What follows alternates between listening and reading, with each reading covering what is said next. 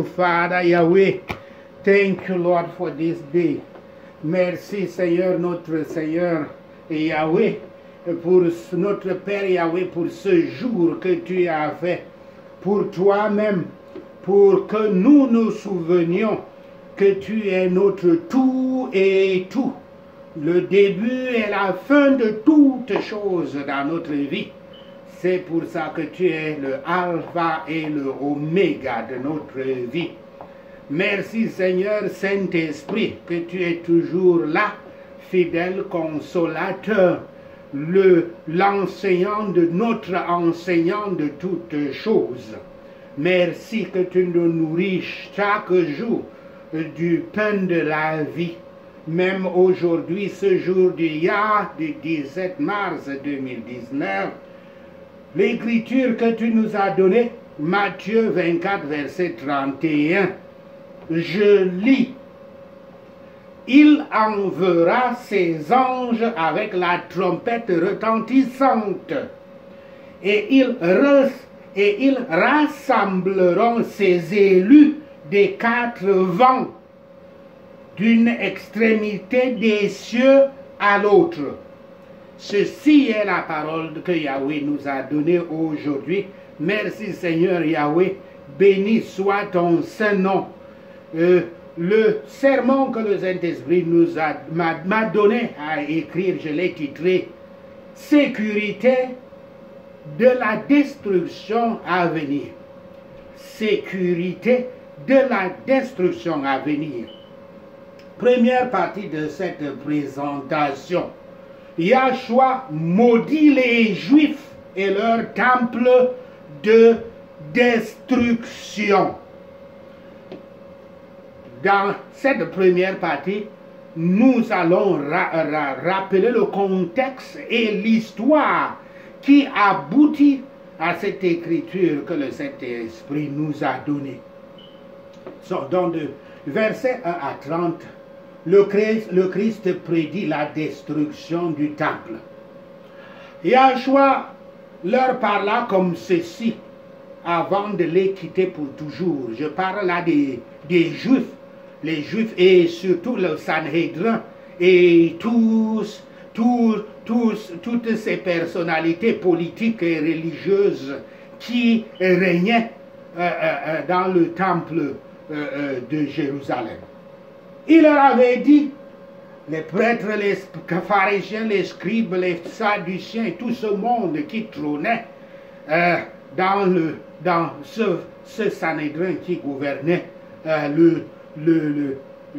terre de Juda, la terre d'Israël.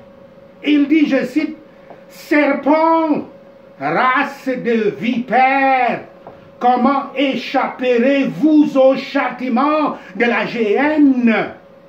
Jérusalem, ô Jérusalem, qui tue les prophètes et qui lapide ceux qui te sont envoyés.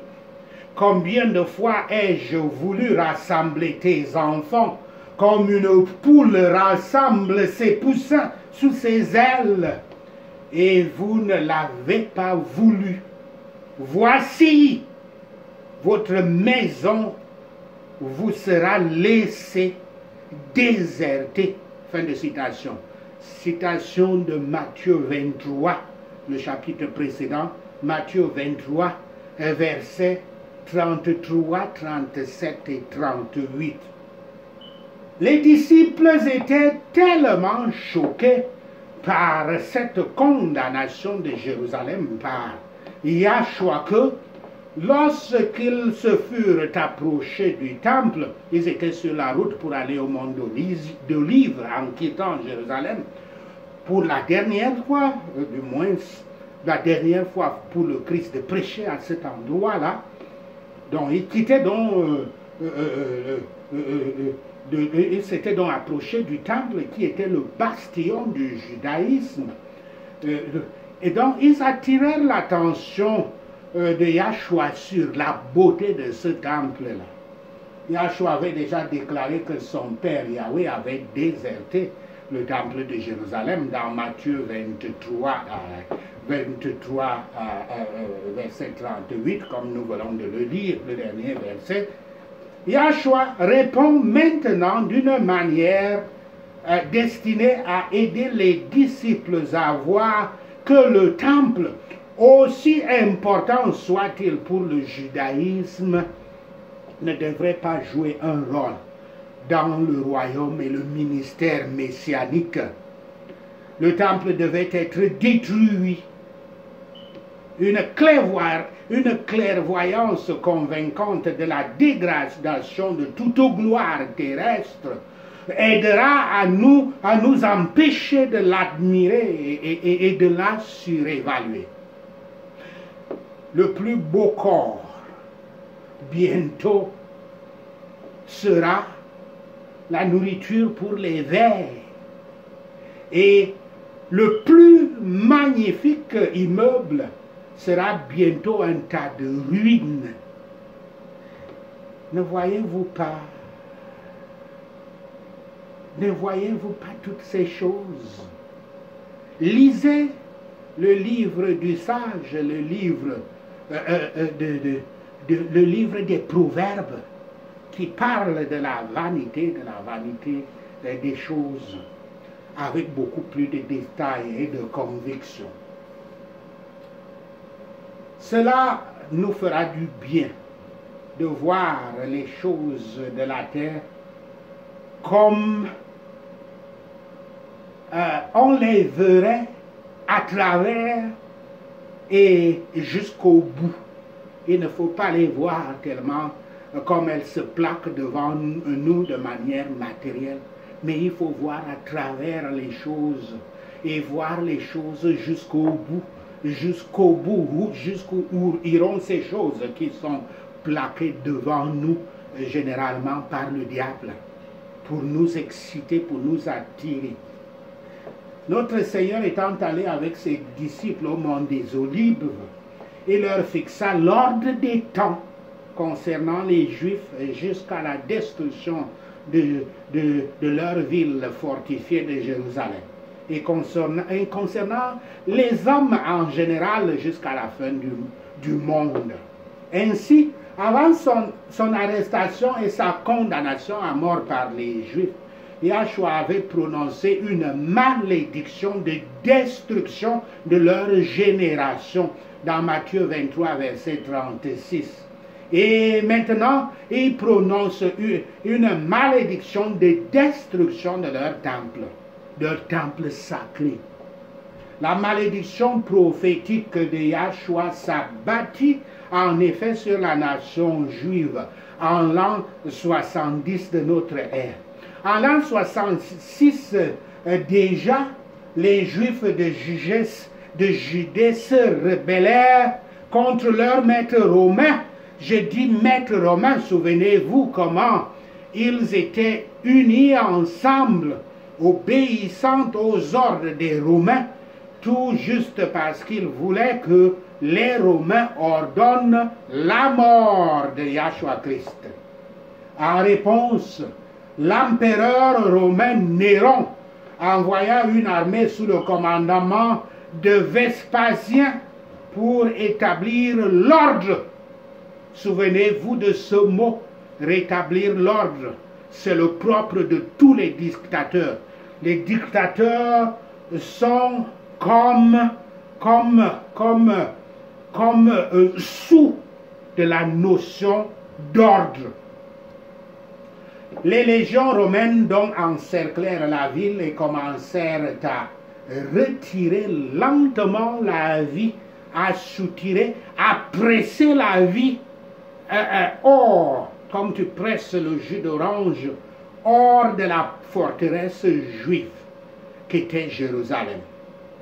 En l'an 70, 4 ans après, et environ 36 ans après la mort et la résurrection de notre Seigneur Yahshua Christ, les assaillants romains franchirent les murs extérieurs de Jérusalem et entamèrent un pillage systématique de la ville.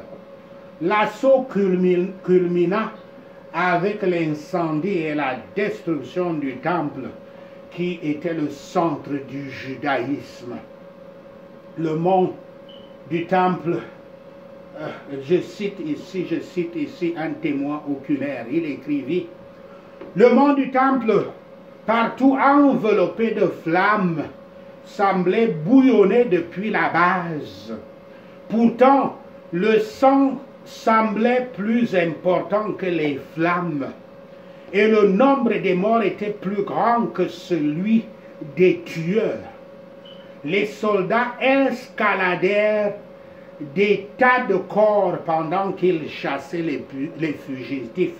Fin de citation.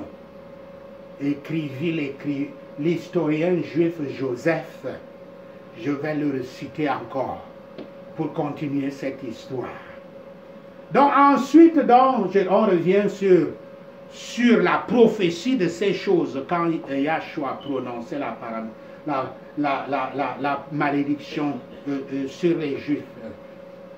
Donc ensuite, Yahshua fit une description des troubles qui allaient précéder la destruction de Jérusalem.